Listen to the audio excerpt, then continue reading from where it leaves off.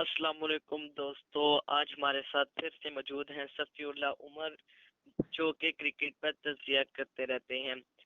जैसा कि अभी Pakistan versus Zimbabwe cricket series हुई है, इसके हवाले से सफ़ीउल्लाह से बात करेंगे। उनकी क्या राय है इस मैच के हवाले से उनसे जानेंगे। जी सफ़ीउल्लाह, अस्सलाम वालेकुम। वालेकुम सलाम। सफ़ीउल्लाह, आपका क्या हाल है? ठीक, अल्हम्दुलिल्लाह। सबसे पहले तो आपको रमजान मुबारक हो। खैर मुबारक। आपके कैसे रोजे जा रहे हैं? जी अल्हम्दुलिल्लाह ठीक जा रहे हैं। हाँ जी सफ़ीउल्लाह, आप सबसे पहले हमें ये बताएं कि जो पाकिस्तान वर्सेस जिम्बाब्वे सीरीज हुई है उसके बारे से आप क्या कहना चाहेंगे कि पाकिस्तान ने कैसा खेला? जी, एक तो वीक टीम थी जिम्बाब्वे।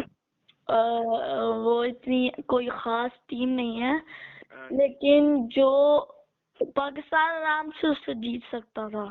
वो जो आप दूसरा मैच हारे हैं उसमें 118 या 119 का टारगेट था जी, और वो 100 पे ऑल आउट हो गया पाकिस्तान। भाईजान ये कैसी परफॉर्मेंस है? तो ये किस वजह से, किसकी नाकामी, किसने कमजोरी दिखाई है मैच में? नाकामी तो नहीं, लेकिन सारे बैट्समैन, हमारा फिर मिडल ऑर्डर ने कुछ भी नहीं किया। जी, आपको काम करना है अपने मिडल ऑर्डर पे, फिर ही कुछ होगा। सिर्फ एक ही बैट्समैन इन्होंने खेला, बाबर आजम ने सही खेला, बाकी सारे बारी बारी करके आउट होते रहे। तो इस दफा रिजवान ने अपनी परफॉर्मेंस अच्छी नहीं की। रिजवान ने भी की है पहले मैच में और लास्ट मैच में।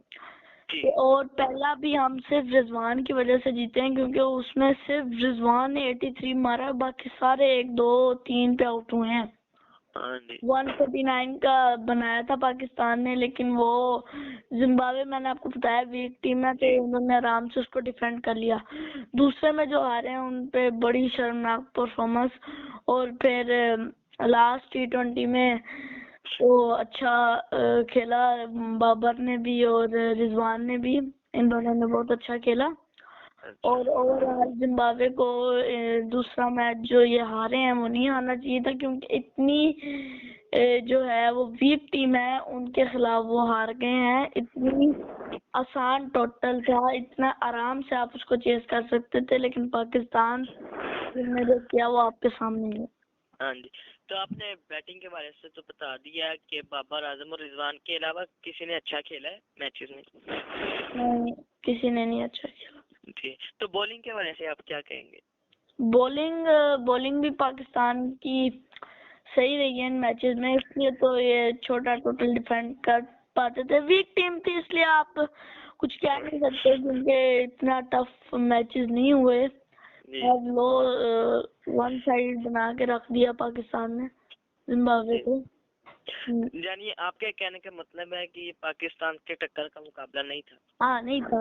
आप उससे आराम से जीत सकते थे, लेकिन इन्होंने जो किया आप भी एक मैच हार गए, हालांकि टक्कर की टीम नहीं थी, बहुत दो टीम थी। और उन्होंने बनाए भी बहुत कम स्कोर थे।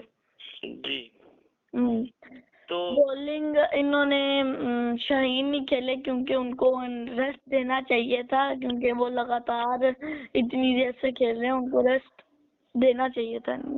और हारिस रऊफ ने अच्छी बॉलिंग की, फाहिम ने अच्छी बॉलिंग की, और सब बॉलर्स ने अच्छी बॉलिंग की।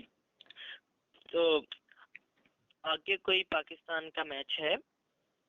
अब टेस्ट सीरीज होनी है, उसके हवाले से भी आप लोगों को बताएंगे। जी, पाकिस्तान तो ये टेस्ट सीरीज कब शुरू हो रही है? टेस्ट सीरीज मेरे ख्याल में 1 2 3 तक। अच्छा, तो बहुत शुक्रिया सफ़ीउल्लाह, आपने अपना इतना मसरूफ, जैसा कि आप बहुत मसरूफ रहते हैं, आपने हमें अपना टाइम दिया, बहुत शुक्रिया आपका। आप हम आइंदा भी आपसे इसी तरह क्रिकेट के हवाले से बातचीत करते रहेंगे। इसी के साथ सफ़ीउल्लाह उमर और अपने मेज़बान सनी भाई को इजाज़त दीजिए। देखते रहिए उड़ान न्यूज़। अल्लाह हाफिज।